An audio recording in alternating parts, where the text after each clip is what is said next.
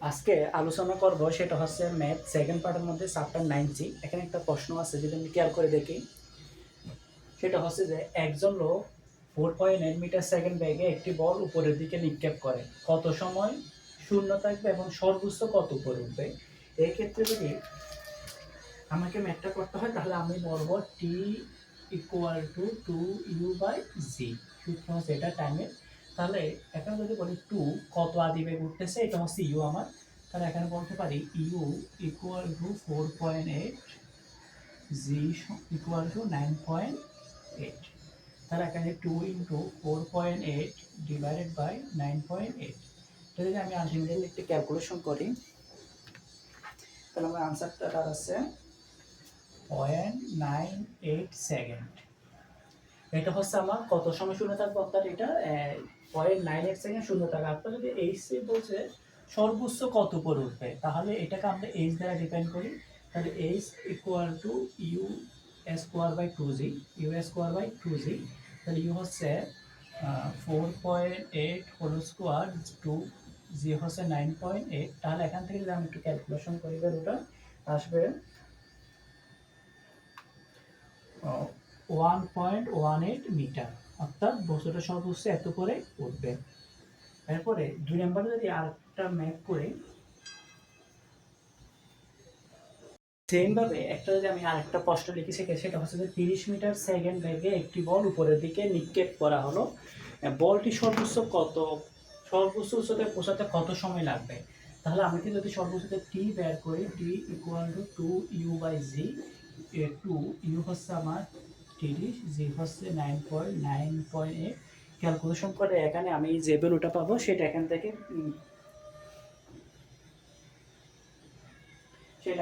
পাচ্ছি 3.06। আবার যদি এখান থেকে এইচ বের করতে চাই, H equal to U square by 2জি। তাহলে 2 ইউ হচ্ছে আমার 30 স্কোয়ার, 2 ইন্টু 9.8। ক্যালকুলেশন করলে পাবো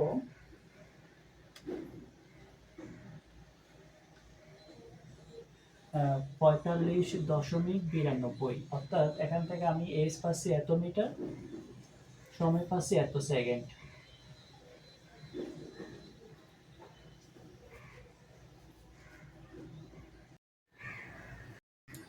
এখানে যে প্রশ্নটা 3 নম্বর যে প্রশ্নটা হচ্ছে সেটা হচ্ছে 10 এম ইনভার্স 1 বেগে ঊর্ধ্বমুখী কোনো বেলুন হতে পতিত এক টুকরো পাথর 10 সেকেন্ড পর মাটিতে পড়লো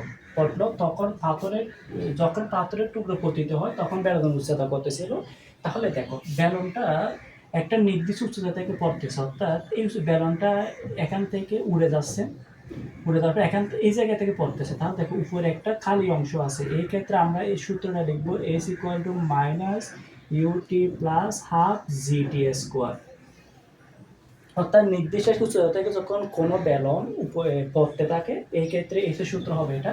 তাহলে আমরা দিকে দিব s equal to minus u t plus half g t square.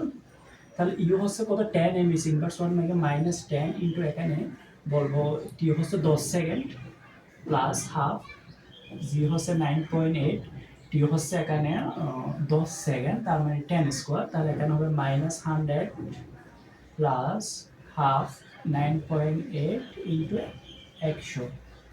এখানে যদি আমি ক্যালকুলেশন করি, -100 প্লাস হাফ 9, এখানে হবে এটা 4.9 ইন্টু 100 এগুলোটা আছে। তাহলে এখান থেকে যদি আমি আলটিমেটলি একটা ক্যালকুলেশন করি তাহলে আমার আসতেছে 4.9 ইন্টু 100 মাইনাস 100 আসতেছে 390। অর্থাৎ এটা হচ্ছে আমার কত মিটার, 390 মিটার। অর্থাৎ এখানে বলছে যখন পাথরের টুকরো পতিত হয় তখন বেলুনের উচ্চতা, অর্থাৎ এখান থেকে এতটুকু পর্যন্ত ছিল আমার কত মিটার, 390 মিটার। এটাই আমাকে বের করতে বলছে। এরপর যদি 2 নম্বরে আরেকটা প্রশ্ন লিখি, সেটা হচ্ছে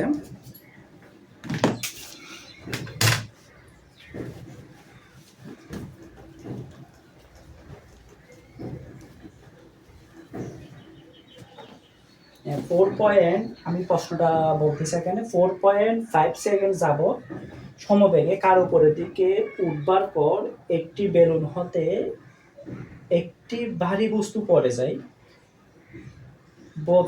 যদি বস্তুটি 7 সেকেন্ড পর ভূমিতে পড়ে তবে বেলুনের গতিবেগ এবং কত উচ্চতে পড়ছিল। তাহলে এখানে 4 নম্বরে যে বস্তুটা বলছে আমাকে কি করতে হবে, তাহলে সূত্রটা হচ্ছে দেখো আগের মতো, s equal to minus u t plus half g t square. সূত্র হচ্ছে আমার এটা, অর্থাৎ বলছে যে 4.5 সেকেন্ড যাবো সমবেগে কোথায় পতিত হচ্ছে, মাটিতে পতিত হচ্ছে। তাহলে এক্ষেত্রে আমার সমবেগে, তাহলে সমবেগের সূত্র হচ্ছে এস ইকুয়াল টু বিটি। তাহলে এখানে হচ্ছে 4.5 সেকেন্ড যাবো, তাহলে এখানে বলছে 4.5 টি, তাহলে এটাকে এর সময় এখানে এস বলতে পারি। তাহলে এখানে যদি বলি 4.5 টি মাইনাস কত বেগে বেলুনটা পড়তেছে কত বেগে, সেখানে আমরা এটা বেলুনটা দিই, তাহলে এখানে হচ্ছে 7 সেকেন্ড, 7u প্লাস হাফ জি হচ্ছে 9.8 ইন্টু 7। তাহলে এখানে আসতেছে আমার 4.5t equal to minus 7u plus 4.9 into 7।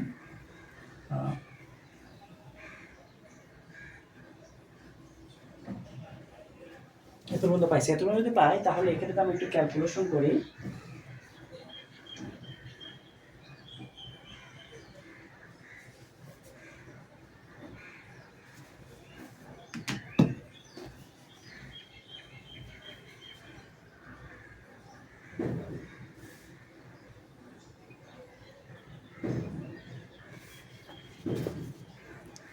Cut cut